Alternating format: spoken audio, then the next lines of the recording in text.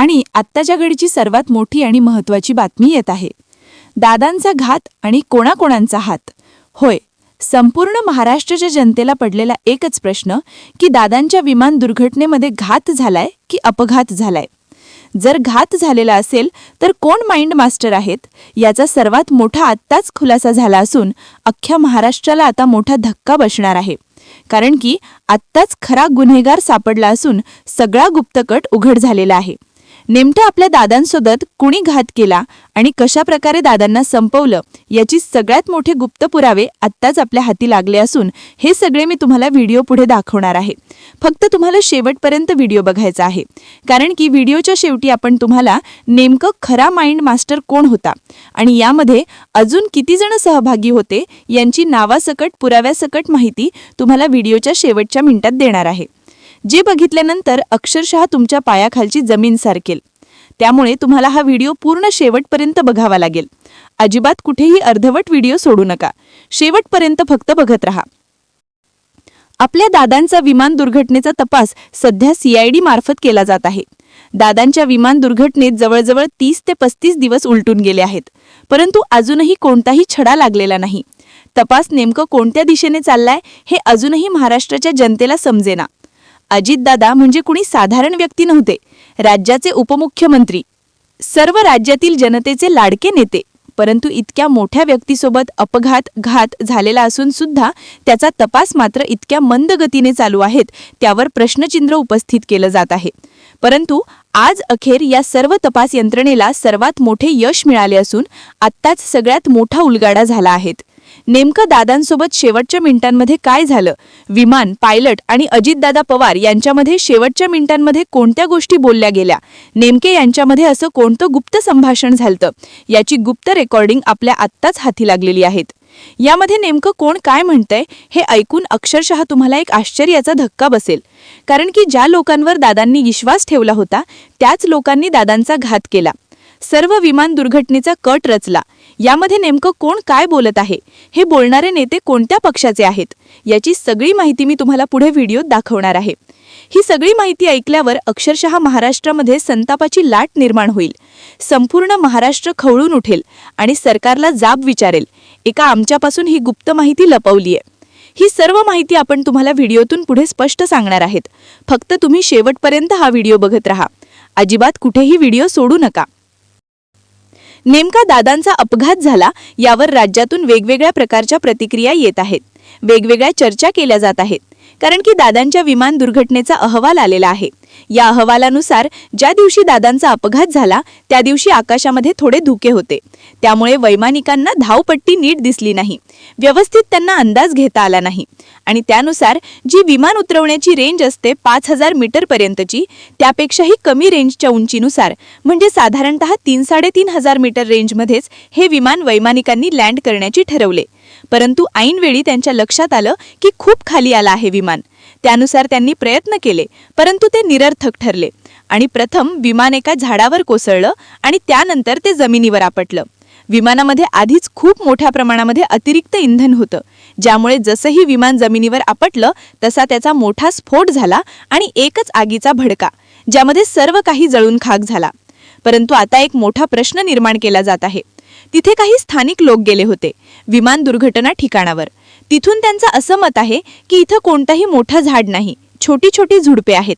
त्यामुळे हे विमान कोणत्या झाडावर आपटले होते आणि मग जमिनीवर कोसळले याचा प्रश्न संपूर्ण महाराष्ट्राला निर्माण झाला आहे.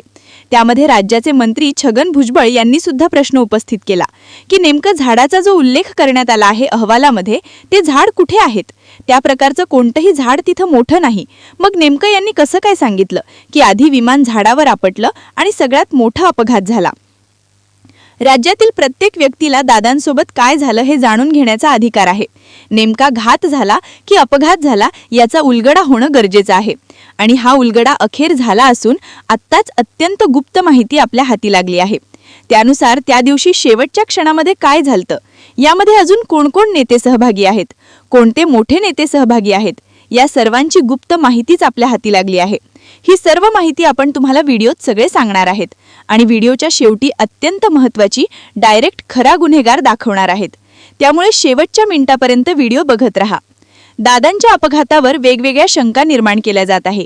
नेमकं यामध्ये कोणी विरोधी लोक आहेत का, की आपल्याच लोकांनी दादांचा घात केला?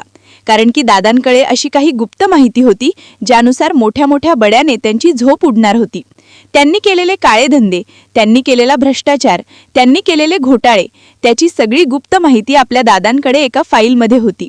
ज्याप्रमाणे दादांवर 70,000 कोटीच्या सिंचन घोटाळ्याचा आरोप केला जात होता, त्यावर प्रत्युत्तर देताना दादांनी सांगितलं होतं की कोणी कोणी किती किती पैसे खाल्ले, कोणी घोटाळा केला, त्याची सुद्धा माझ्याकडे अनेक पुरावे आहेत. दादांच्या या वक्तव्यानंतर बऱ्याच मोठ्या नेत्यांना अक्षरशः घाम फुटला होता. सगळ्या मोठ्या नेत्यांना धाक पडला होता की आपलं काळं उघडं पडतं की काय. आणि या सगळ्यांची यादीच आपल्या हाती लागली आहे. ती सगळी मी तुम्हाला पुढे वाचून दाखवणार आहेत. फक्त पूर्ण शेवटपर्यंत व्हिडिओ बघत चला. अजित पवारांच्या विमान अपघातावरील अहवालात चुकीची माहिती. आता रोहित पवार आणि अमोल मिटकरी आरपारची लढाई लढणार. उपमुख्यमंत्री अजित पवारांच्या विमानाचा 28 जानेवारीला अपघात झाला होता. सकाळी 8:46 झालेल्या प्लेन क्रॅशची बातमी हा म्हणता महाराष्ट्रासह देशभरात गेली आणि सगळ्यांनाच धक्का बसला. त्यानंतर हा अपघात आहे की घातपात यावरून चर्चा सुरू झाली. आमदार रोहित पवार आणि अमोल मिटकरींनी विविध मुद्दे मांडत अनेक प्रश्न उपस्थित केले, तपासाची मागणी लावून धरली.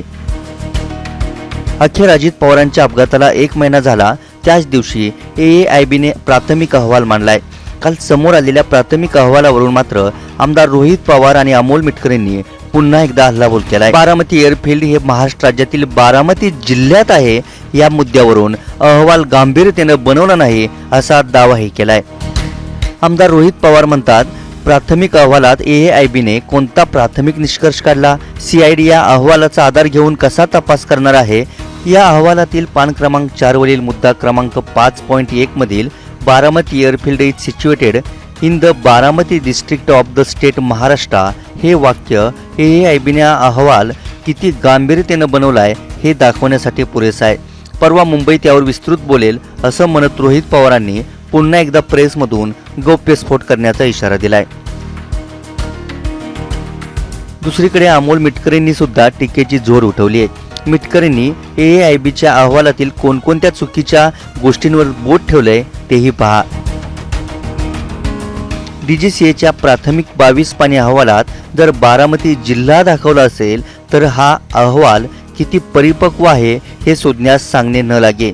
शीतावरून भाताची परीक्षा अशी प्रतिक्रिया मिटकरींनी पहिल्या पोस्टमधून दिली आहे. याशिवाय अजितदादांचे विमान अचानक आडवे होऊन पडले, आडवे होताना कोणत्याही झाडाला धडकले नाही असा दावा करत AAIBचा दावा अमोल मिटकरींनी खोडून काढलाय.